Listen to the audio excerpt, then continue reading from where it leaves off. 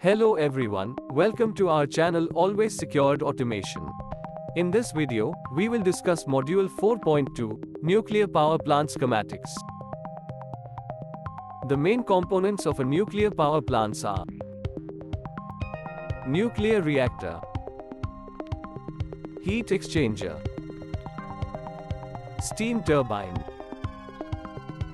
condenser, electric generator. In a nuclear power plant, the reactor performs the same functions as that of the furnace of steam power plant.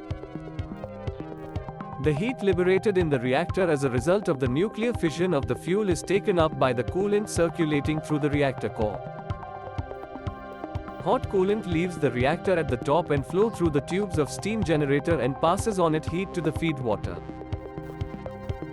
The steam so produced expands in the steam turbine, producing work, and thereafter is condensed in the condenser.